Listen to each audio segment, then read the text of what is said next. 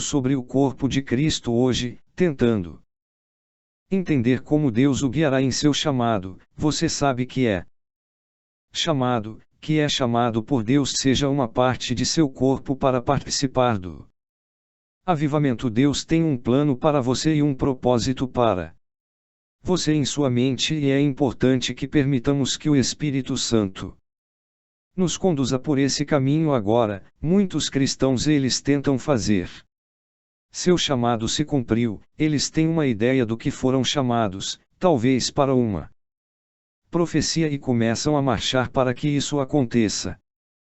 Mas se quisermos cumprir a vontade de Deus, temos que implementar a obediência e a vontade de Deus, e é por isso que orar em línguas é tão importante para o seu chamado. Porque quando você ora no Espírito Santo, ele começa a edificá-lo não apenas no que você vai fazer, mas também na força para superar cada ataque do inimigo, esse engano do inimigo. É por isso que orar em línguas é tão importante, porque ajuda o Espírito Santo a edificá-lo e a permitir que ele o conduza ao seu chamado. Ele nunca nos pede para fazer com que nosso chamado se realize. Você pode ter uma ideia para o que você foi chamado e se perguntar por que Deus está me guiando em direções diferentes. Muitos anos da minha vida passei indo na direção oposta ao meu chamado. O Espírito Santo me fez seguir um caminho que não parece estar ajudando com meu chamado, mas era tudo sobre eu construir o caráter de Cristo em mim, e por isso é importante que sigamos a Cristo. Sigamos o Espírito Santo e permitamos que ele nos edifique e nos conduza ao nosso chamado.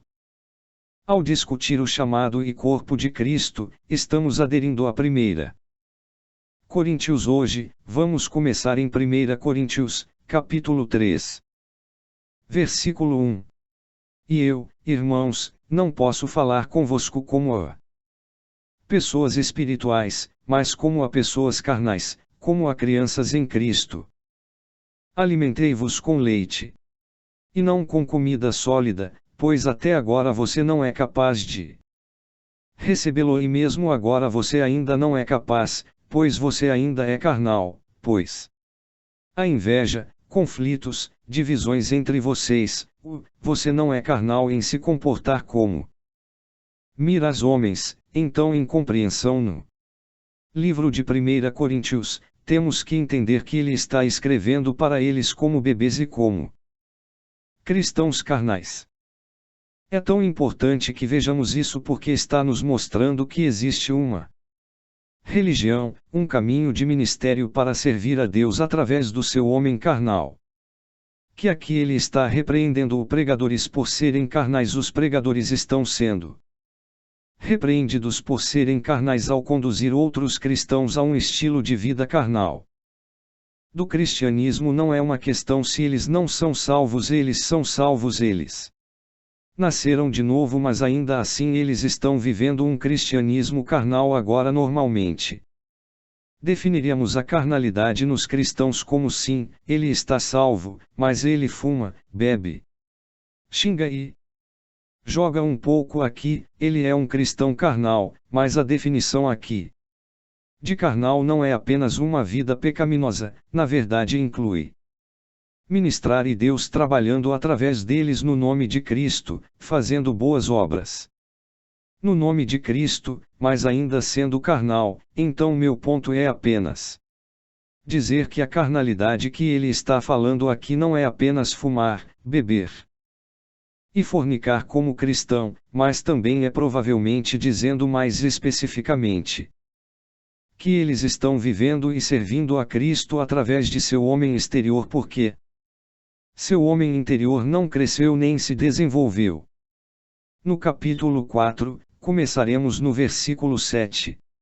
Novamente, estou tentando mostrar a você a carnalidade de esses pregadores.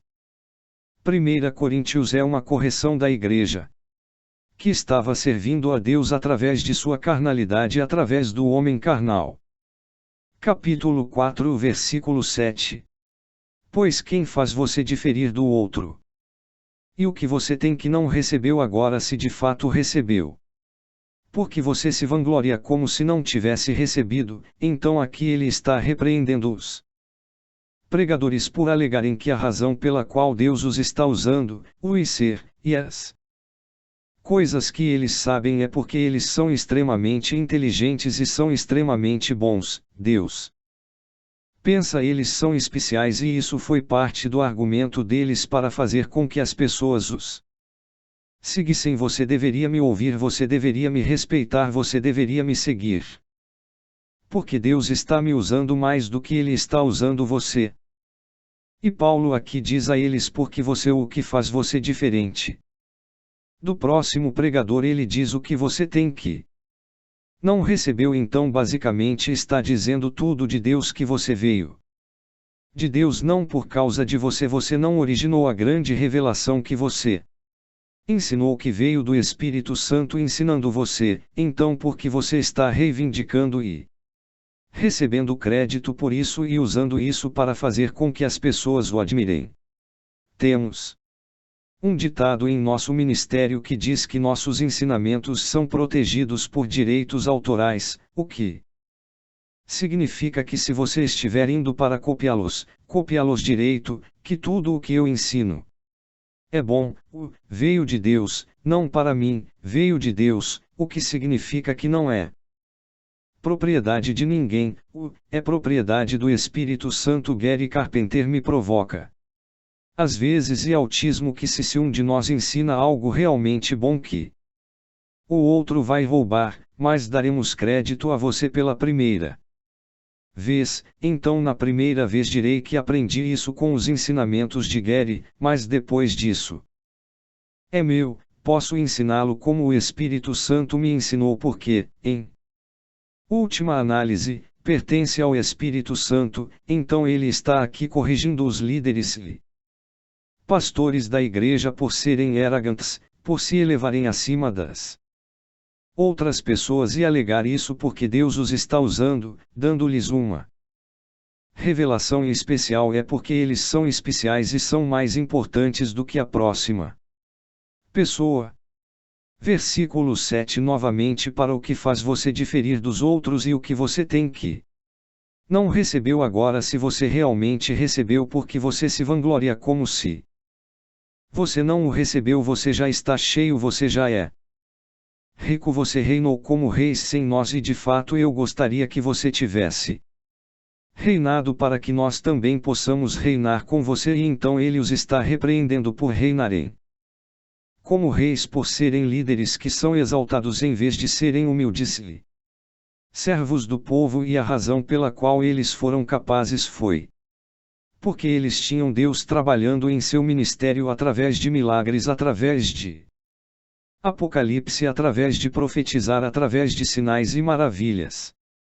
Você já está cheio, você já está rico, você tem reinaram como reis sem nós e de fato, eu gostaria que você reinasse, que você também pudesse, também poderíamos reinar com você. Então ele está dizendo que eu gostaria que fosse possível servir a Deus, ser usado por Deus e ser como um rei reinando sobre as pessoas. Eu gostaria que isso fosse possível, então talvez eu pudesse reinar também. Mas Paulo aqui começa a descrever sua visão de liderança.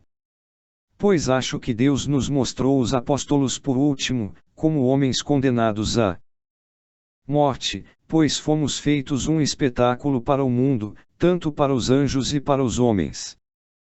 Somos tolos por amor de Cristo, mas vocês são sábios em Cristo. Nós somos fracos, mas vocês são fortes. Vocês são distintos, mas nós somos desonrados na hora atual. Temos fome e sede e estamos mal vestidos, espancados e sem teto. Nós trabalhando com nossas próprias mãos, sendo injuriados. Nós abençoamos sendo perseguidos, suportamos ser humilhados, suplicamos que fomos transformados na sujeira do mundo, a escória das coisas até agora.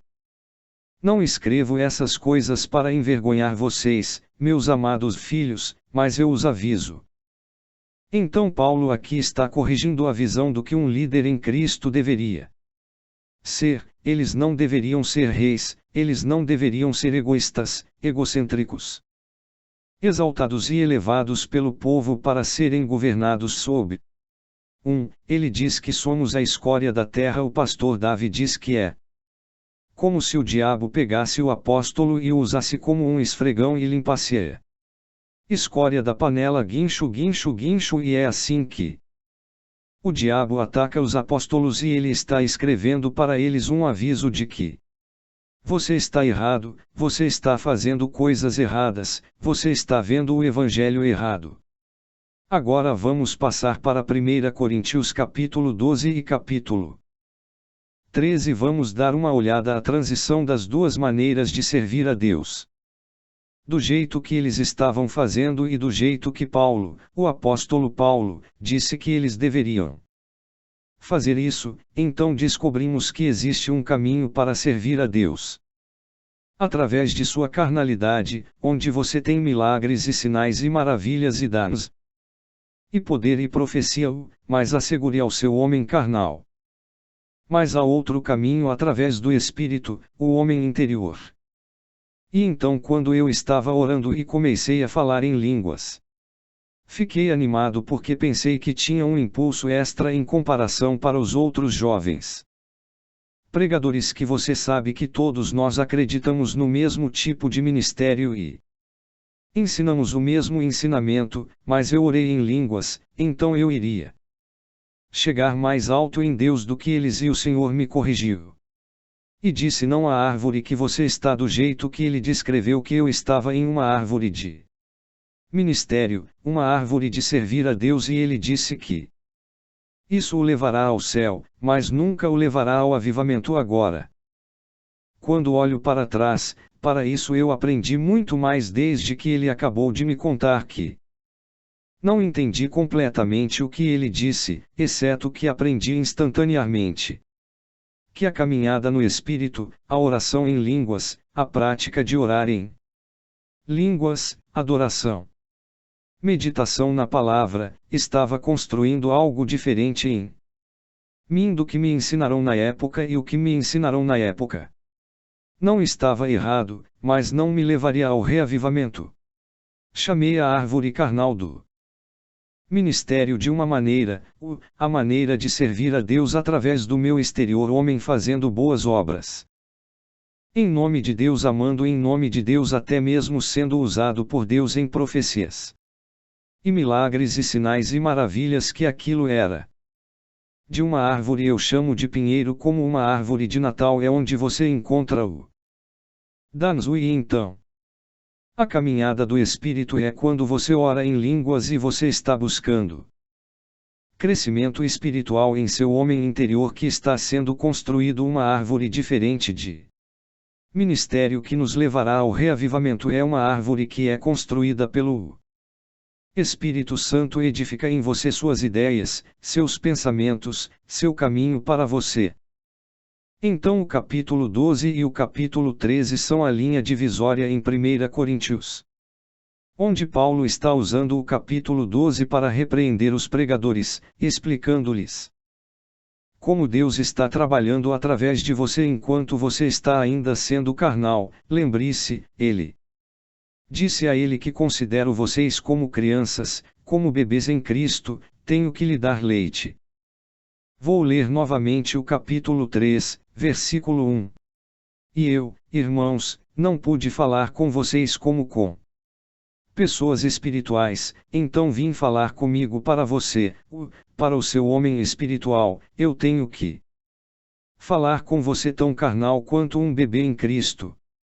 Eu te alimentei com leite e não com comida sólida, pois até agora você não é capaz de recebê-lo, e agora você ainda não é capaz, pois você é carnais. Eles estão vivendo e servindo a Deus, e Deus está trabalhando através deles, através de seu homem carnal exterior. No capítulo 12 é uma explicação de por que isso está funcionando e uma repreensão para eles, elevando-se uns aos outros acima um do outro. Capítulo 13 é a resposta de como o caminho que Deus quer que você e eu discamos para que o Espírito Santo possa fazer todo o seu poder através de você, não apenas através do pregador, não apenas através do apóstolo, não através do pastor ou do evangelista, mas através de você, através do crente, e nós vamos entrar nisso nesta série, mas vamos para o capítulo 12. Começaremos no versículo vamos começar no versículo 4. 1 Coríntios 12 começando no versículo 4. Pois há diversidade de dons, mas no mesmo Espírito. Há diferenças de ministérios, mas o mesmo Senhor. E há diversidades de atividades, mas é o mesmo Deus que trabalha tudo em todos, mas a manifestação do Espírito é dada a cada um. Para o profeta de todos, agora aqui vai ele para um. É dada a palavra de conhecimento ou a palavra de sabedoria através do Espírito. Para outro, a palavra de conhecimento através do mesmo Espírito. Para outro, fé pelo mesmo Espírito. Para outro, dons de cura pelo mesmo Espírito. Para outro, a operação de milagres. Para outro, profecia. Para outro, discernimento de espíritos. Para outro, diferentes tipos de línguas. Para outro, a interpretação de línguas. Mas um no mesmo Espírito opera todas essas coisas, distribuindo a cada um individualmente como ele deseja. Agora aqui ele nomeia os 9 dons do Espírito, e há livros e seminários e muitas conferências sobre os dons do Espírito. Na verdade, na minha juventude, essa era uma das competições, era o nome de quantos dons do Espírito você viu, você reconheceu que Deus trabalhou através de você, e usamos isso como um pequeno distintivo. Dizendo sim, Deus me chamou para ser um possível profeta, pastor, e esses são os dons que Deus opera comigo. Quais dons Deus opera através de você? E era uma espécie de hierarquia, uma competição. Estávamos sendo tão carnais quanto a igreja de 1 Coríntios era, com certeza. Então agora vamos descer e vamos dar uma olhada no versículo 27 do capítulo 12. Então, espero poder ajudá-lo a ver a diferença entre os dons do Espírito e os chamados do Espírito Santo. Veja que todos somos chamados a fazer algo diferente no corpo de Cristo. Agora novamente darei a Gary mais um apoio para ensinar isso sobre a visão da família de Deus como um fazendeiro, um velho fazendeiro fazenda, onde a mãe e o pai estão na cabeceira da mesa, e todas as crianças estão sentadas ao redor da mesa, e no café da manhã todos comeram o quanto quiseram, no almoço comeram tudo o que quiseram até se fartar, e depois do café da manhã todos foram fazer tarefas específicas para sua idade, sua maturidade e capacidades. Todos eles foram chamados para realizar trabalhos diferentes. Você pode dizer, e isso para mim é a melhor maneira de olhar para a família de Deus, que antes de mais nada você nasceu na família de Deus. O que significa que cada criança é tão importante quanto especial e tem acesso total a Deus. Porque você é um filho de Deus, sua família é. Em segundo lugar, você descobrirá que há um chamado ou um trabalho que exige que você faça uma tarefa na família de Deus, e muitos cristãos que gostamos temos está tudo confuso, que somos o vento, almas expulsas, demônios, devemos orar pelos enfermos, alimentar os pobres, e então acabamos fazendo muitas coisas diferentes e nunca realmente entramos em nosso chamado específico. E quero que você veja que como membro da família você pode fazer tudo, você tem acesso total a Deus, mas também haverá um trabalho, uma tarefa, um chamado, que você deve levantar da mesa e ir fazer aquele trabalho específico, de acordo com a liderança do Espírito Santo. E é isso que chamamos de chamados, pois existem diferentes chamados no corpo de Cristo. Então todos são chamados para um trabalho específico, é para onde o Espírito Santo o levará enquanto você continua orando em línguas. Lembro-me de quando comecei a fique um pouco, pensei que estava sendo preguiçoso, mas desmotivado, pensei que estava retrocedendo, mas o Senhor me disse que estava perdendo minha falsa motivação e através da oração em línguas ele me ajudou a ver meu trabalho específico, que era esse meu trabalho específico, meu chamado estava começando a se manifestar e eu estava focado nisso. Então no versículo 27. Agora você é o corpo de Cristo em membros individualmente, então há duas partes, seu membro da família individualmente, mas você também é, todos nós fazemos parte do corpo de Cristo, temos um trabalho específico a fazer.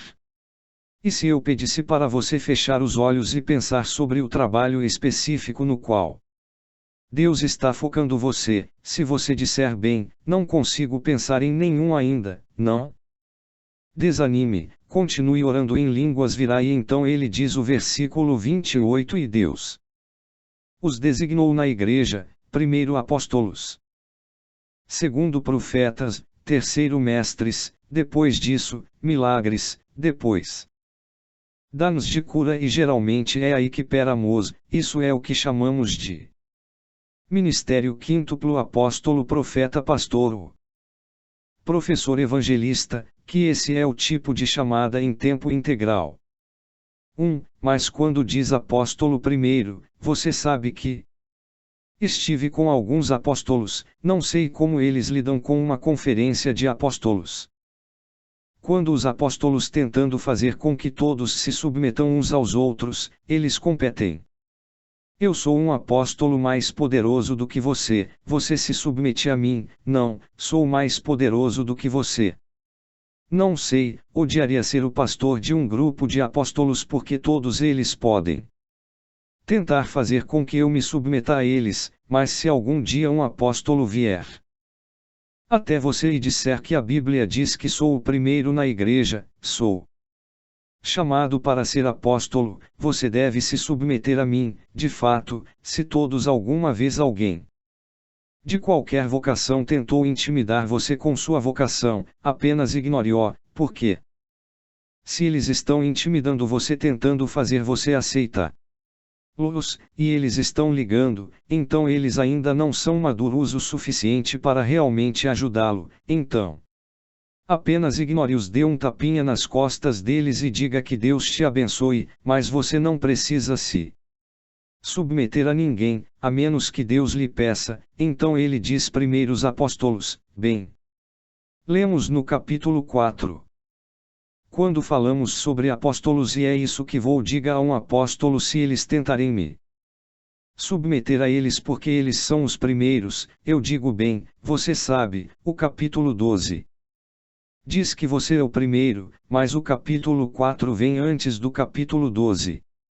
No capítulo 4, versículo 9, diz que Deus nos mostrou os apóstolos são os últimos. Então o capítulo 4 vem antes do capítulo 12, então lá ele diz o seu último.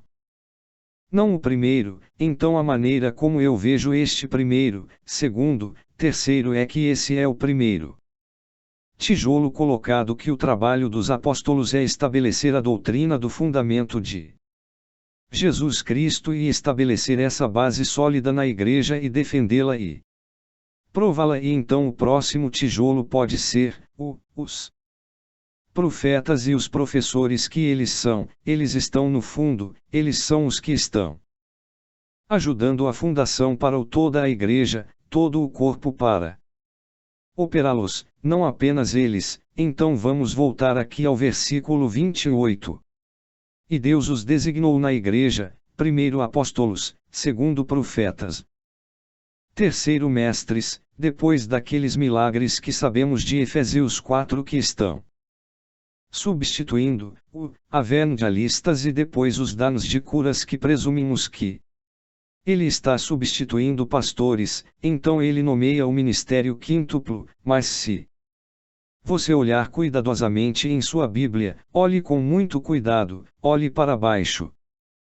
Coloque seus óculos, olhe bem de perto, você descobrirá que não é um período Após a cura, então, ao descrever os empregos, os chamados, as tarefas do corpo de Cristo, ele não para nos 5a, uma vírgula, e depois dessa vírgula ajuda as administrações e variedade de línguas. Então quero que você veja aqui que há 8 empregos mencionados aqui, 8 diferentes trabalhos mencionados: apóstolo, profeta, professores, evangelistas. O pastor ajuda, o que seria mais parecido com ajuda financeira, empreendedores, administrações. Esses são aqueles que fazem a parte de trabalho do ministério, os governos, as administrações e variedade de línguas sobre as quais não está falando sua linguagem de oração, são línguas na igreja. Então estamos vendo aqui que há 8 empregos diferentes no corpo de Cristo.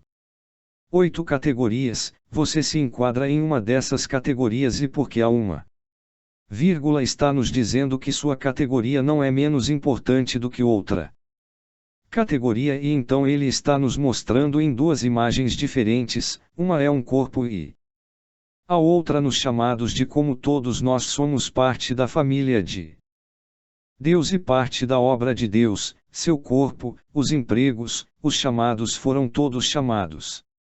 Se você é escolhido ou não, isso é entre você e Deus, mas você é chamado para fazer parte da força de trabalho do corpo de Cristo, para fazer algo específico para o bate para Cristo, com Jesus como a cabeça. Então o corpo de Cristo é descrito aqui, esse é o trabalho, esse é o tarefa. Então eu quero que estou tentando fazer com que você, se puder, entenda a maneira como estou vendo que o trabalho da igreja, a carga de trabalho, as tarefas que fazemos são específicas para você, designadas por Deus em um chamado que você tive quando você e o ventre de sua mãe. Deus veio e conheceu você pela primeira vez, e lá ele colocou um chamado em você ou para você quando você nasceu de novo, para começar a caminhar em direção a um trabalho, um passeio, um trabalho específico para fazer. Lembre-se das imagens da mesa: o pai e a mãe com a família, todos se sentam e tomam café da manhã e comem o quanto querem. Não é determinado pelo que realizaram ou pelo quão bem se saíram ou pela idade que tem. Quem fez mais foi a família. Todos comeram o que eles queriam, desde o bebezinho até o adolescente. Todos eles tinham tarefas para fazer depois de comer. Eles se dispersavam para passear pela fazenda e todos faziam tarefas diferentes que lhes eram atribuídas de acordo com sua capacidade e sua idade. Bem, é a mesma coisa conosco. Você tem um chamado para fazer algo específico para Deus, esse é um chamado. Agora vamos ler o versículo 29. Somos todos apóstolos, essa é uma pergunta retórica, o que significa que você não precisa respondê-la, você sabe a resposta. A resposta é não. Todos os profetas são todos professores, todos operam milagres. Todos têm dons de cura, todos falam em línguas. Essas línguas aqui não estão se referindo à sua fila de oração pessoal, que está se referindo ao dom de línguas que lemos no versículo 10, onde um dos dons é a diversidade de línguas, falando em línguas em um culto da igreja, e outro dom é a interpretação de línguas. Agora, se você olhar para os dons, os 9 dons do Espírito, você descobrirá que todos os dons, exceto o falar em línguas em um culto na igreja e a interpretação em um culto na igreja, todos esses outros dons são vistos no Antigo Testamento. Então os dons são simplesmente uma descrição de como o Espírito Santo opera. Que você viu os milagres, você viu a palavra de conhecimento, a palavra de sabedoria, o dom do poder de Deus, o dom da fé, o dom de milagres. Vimos tudo isso acontecer. Os raios mortos no Antigo Testamento está simplesmente descrevendo como o Espírito Santo opera através do homem carnal. Os dons, e então vemos os chamados. Então o versículo 29 São todos apóstolos, são todos profetas, são todos professores, são todos operadores de milagres, todos têm o dom de curar, todos falam em línguas. Todos interpretam assim neste ensino no capítulo 12, sempre que você vê o dom de línguas sobre as quais ele está falando quando alguém em um culto na igreja irrompe e dá uma língua para aquele culto, não está falando sobre sua linguagem pessoal de oração, na verdade, é um dom semelhante a profetizar, onde alguém dará uma língua em um idioma desconhecido, falaremos adiante em uma língua celestial específica para aquele serviço e então a única maneira de funcionar é alguém com outro dom chamado o dom de interpretação se levanta e então interpreta o que aquela língua era, não traduz, mas interpreta isso.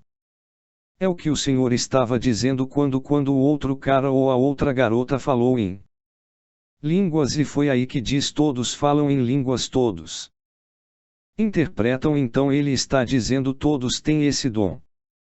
Todos têm o dom de falar em línguas em um serviço, a todos têm o dom de interpretar, são todos chamados para o chamado pastoral, o profeta não.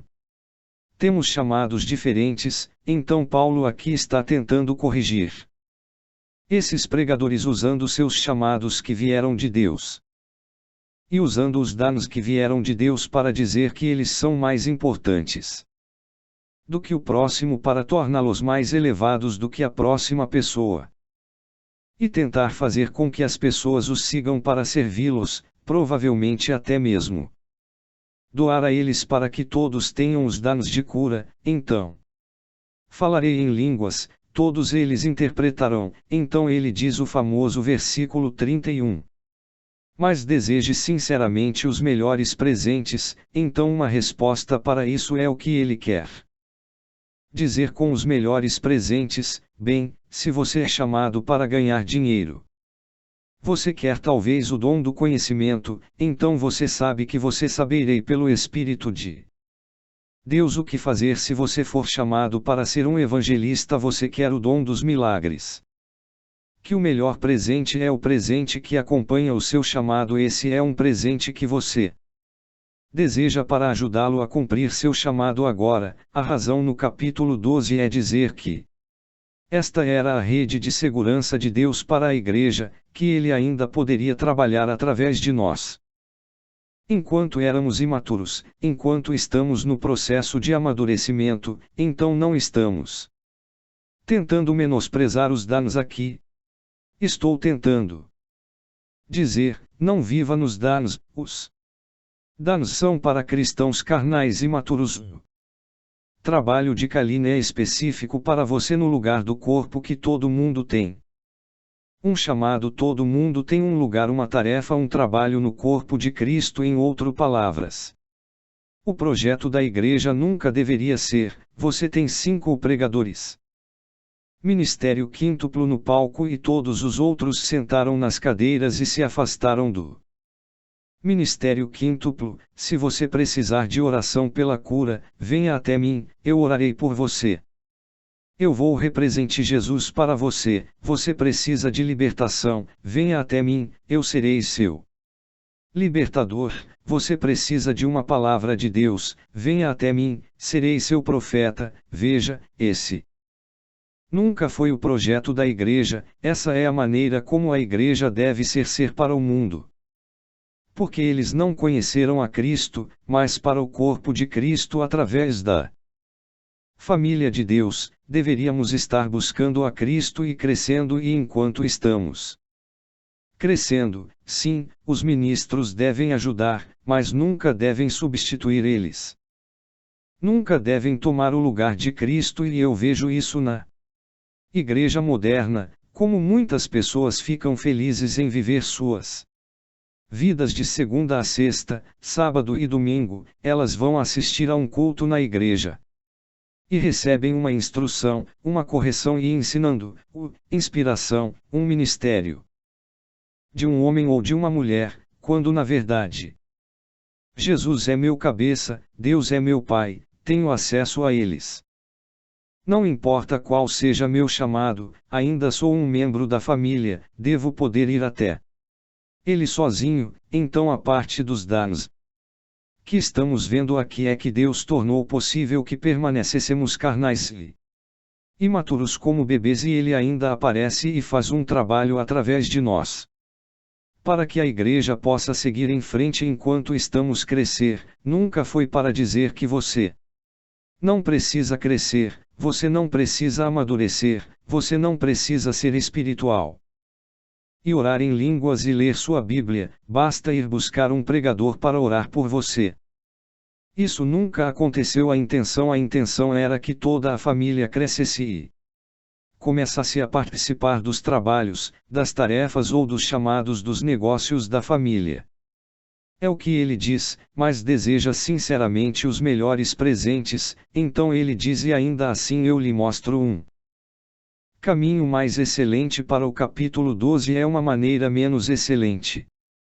Quantos seminários você já ouviu sobre o capítulo 12, os danos do Espírito, os chamados? Encontre seu chamado, ative seu chamado, você sabe, venha ao meu serviço e eu ativarei seu chamado por meio de profecia ou tudo o que mamãe vai confundir, mas, ainda assim, essa é uma maneira menos excelente.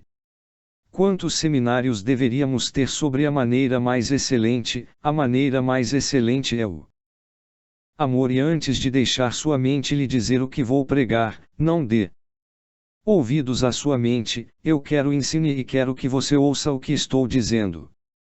Então o capítulo 12 é uma correção, uma definição de por que Deus foi capaz de trabalhar. E como Deus foi capaz de operar seus milagres, seus sinais e maravilhas. Ele profetizou, até mesmo sua bênção através de um imaturo carnal babi. Igreja que eram egoístas e egocêntricos agindo como reis. Você entende? Pense em um rei lhe diz o que fazer, um rei exige que um rei tire de você. Eles estavam agindo como reis e Paulo disse que não deveríamos ser como reis. Nós somos, na verdade, devemos ser os esquadrões, não os reis das pessoas. Mas eu lhe mostro uma maneira mais excelente. Agora vamos passar por isso com cuidado e apenas fique comigo. O capítulo 13 é a maneira mais excelente. Versículo 1: embora eu fale em línguas, um homem e anjos, mas não tenha amor, eu me torno um bronze que soa ou um símbolo estridente. Esses versículos foram massacrados e mal interpretados, tantas pessoas têm opiniões. Você sabe que pode orar em línguas o quanto quiser, mas se você não tem amor, você é apenas um bronze que soa e um símbolo estridente. Bem, quando Paulo escreveu o 1 Coríntios, não foi dividido em versículos de capítulo, era uma carta. Então há um período aqui, um período de maneira mais excelente, mas não há mudança de pensamento. É o mesmo caminho. Então ele continua o que estava dizendo no capítulo 12 e ele continua no capítulo 13. Então vamos colocar isso em contexto e talvez tenhamos uma ideia do que ele está tentando dizer aqui. Se você for até o capítulo 12 versículo 30. Todos têm os danos de cura. Essa é uma pergunta retórica. Todos falam em línguas. Diga aqui comigo, fale em línguas. Isso significa em um culto na igreja. Todos não interpretam, não. Então ele diz aqui falar em línguas que está em um lugar celestial. Língua. Falando de línguas em um culto na igreja. E então a interpretação é língua conhecida de qualquer lugar que você esteja. Então se você está no Canadá você fala inglês ou francês. Se você está no Brasil você fala português. É o que se entende em aquela cultura. Então quando você tem o dom de falar em línguas em um culto na igreja, a língua celestial aparece primeiro e depois disso, imediatamente depois disso, é a língua dos homens daquela área. Tudo bem, então quando você lê o versículo 1 do capítulo 13, ele diz que embora eu fale as línguas dos homens e dos anjos, então aqui ele está Fazendo referência não à sua linguagem pessoal de oração, ele está fazendo referência ao falar em línguas e à interpretação que acabamos de ler no versículo 30. E também lemos no versículo 10 do capítulo 12 descrevendo os dons do Espírito Santo que há um dom de línguas que ele chama no versículo 1. Capítulo 13 As línguas dos homens e dos anjos e são as línguas da linguagem celestial para a interpretação e também a interpretação que surge em um culto na igreja. Então o que ele está dizendo aqui é que mesmo que você seja chamado e tenha o dom, enquanto ainda é imaturo, de falar uma língua em um culto na igreja, a língua do anjo ou você é o intérprete e fala a língua do homem, a língua dos homens. Mas não foi por causa do amor em você. Veja, o amor aqui não significa a boca do amor, a quantidade do amor de Cristo. Isso é amor ágape. Quanto do amor de Cristo você desenvolveu em você, e se não é, se Deus usou você em seu chamado e usou o dom em você porque você não era maduro no amor. Então diz aqui que você está se tornando um metal que soa ou um símbolo estridente. Então, se você foi à igreja aqui em 1 Coríntios e você é um daqueles cristãos carnais que todos os pregadores eram tão bons que você também era, e você apareceu e estava no culto da igreja e de repente você sentiu o Espírito Santo vir sobre você e você deu uma língua ou fora da linguagem celestial para a interpretação, não da sua linguagem pessoal de oração. Você deu uma língua para a congregação ouvir e então outra pessoa ficou ao seu lado. Talvez seu amigo com quem você foi ao bar na noite anterior, ou o amigo que foi egoísta com você, e eles deram uma interpretação. O Espírito Santo veio sobre eles e a interpretação saiu no culto da igreja. O que Paulo está dizendo aqui: se Deus usou você e não foi por causa da sua maturidade, foi por causa do seu chamado, então você é realmente um soando de bronze e um símbolo estridente. Não se levante na hora do almoço e diga: você viu como Deus me usou, o Espírito Santo veio sobre mim, aleluia, ó glória a Deus, porque Ele sabe que sou seu escolhido. Como é que Deus não veio, seu irmão? Como é que Deus me usou e não muito? Ele obviamente aprova meu estilo de vida, Ele prova minhas escolhas, Ele prova tudo. É por isso que Ele me usou. E Paulo está dizendo: não. Agora você é um bronze que soa e um símbolo estridente. Então capítulo 13 o primeiro 3 versículos retrocedem para descrever os chamados e danos que ele acabou de descrever no capítulo 12 para dizer que você pode ser usado pelos danos do Espírito Santo através de você por causa do seu chamado.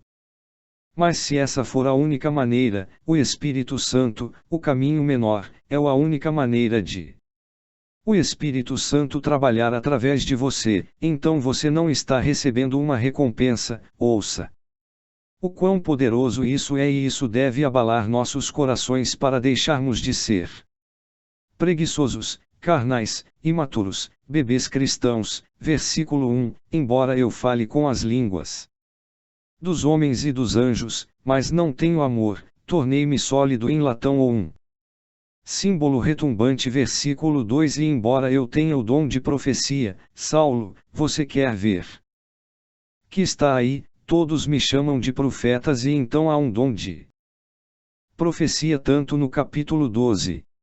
Então vemos o dom de profecia e entender todos os mistérios, que é o professor, que é o dom da sabedoria, o entender todos os mistérios e todo conhecimento. Há um dom de conhecimento. E embora eu tenha toda a fé, bem, a terra é o dom da fé para que eu possa remover montanhas. Então se Deus usou o dom em minha vida por causa do meu chamado que ele menciona no capítulo 12, não foi um sinal de que eu sou favorecido por Deus ou mereço a posição de Deus. Ele diz, ouça o versículo 2. E embora eu tenha o dom de profetizar e entenda todos os mistérios e conhecimento, e embora eu tenha toda a fé para poder remover montanhas, mas não tenho Amor, não sou nada, não importa quanto dinheiro você trouxe, não importa quanto conhecimento de revelação você possa ter, se for. Veio por causa do seu chamado, por causa do dom. Então você não é nada. Quando ele menciona o amor aqui, ele não está dizendo que ele não está apenas dizendo que você tem amor. Com isso, ele está dizendo que se Deus não pode usar o amor de Cristo em você como autoridade para trabalhar através de você, que ele teve que usar sua vocação para trabalhar. E você não é nada de bolsas. Ainda mais chocante. E embora eu dou todos os meus bens para alimentar os pobres, este é um presente e uma vocação.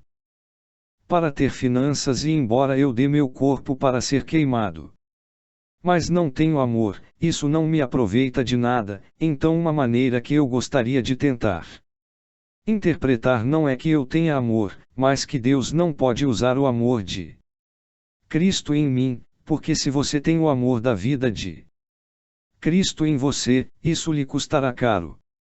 Sua santidade. Isso lhe custa perdão, é uma definição de maturidade.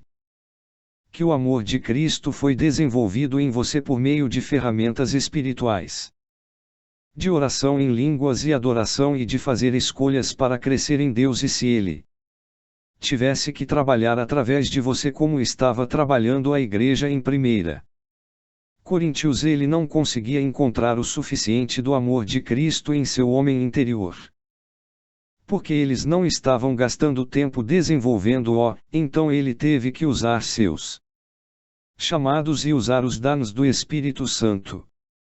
É por isso que eu uso os dois árvores agora para definir se você está em uma árvore de ministério que o levará ao céu. Eu a chamo de árvore da força. É como um pinheiro, é uma árvore de Natal, é onde você encontra os dons. Mas a outra árvore de ministério, eu a chamo a árvore frutífera do amor, que se você deixar o amor de Cristo se desenvolver em você, o fruto do seu chamado surgirá.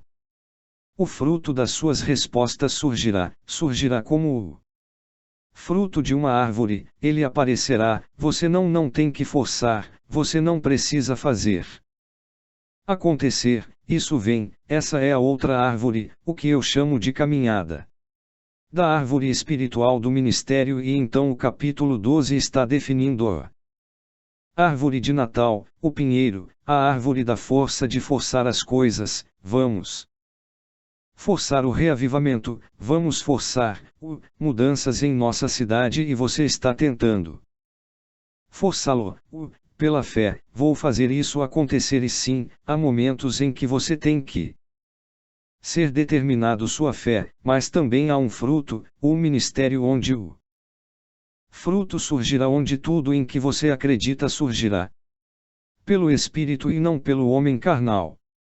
Eu vejo a igreja moderna hoje buscando a Deus através de seu homem carnal, experimentando Deus através de seu homem carnal, emoções através de seu intelecto carnal. Que a pregação, o ensino, as músicas são todas planejadas, a experiência da igreja é toda projetada para apaziguar o homem carnal.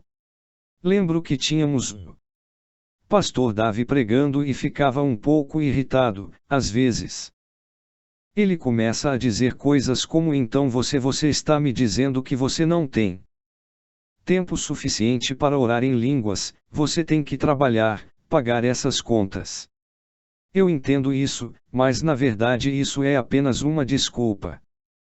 Você sabe que provavelmente poderia vender sua casa grande e comprar uma casa menor que precise de 5 quartos, basta ter 3 quartos.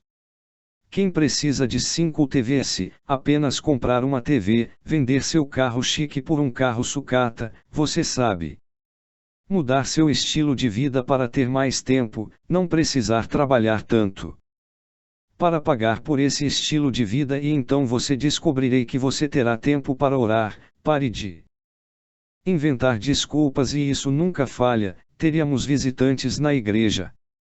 Haveria um casal sentado um ao lado do outro na igreja, e um dos casais não estaria em sua cabeça dizendo: amém, amém, posso vender minha casa, posso me livrar do barco, posso me livrar das coisas extras.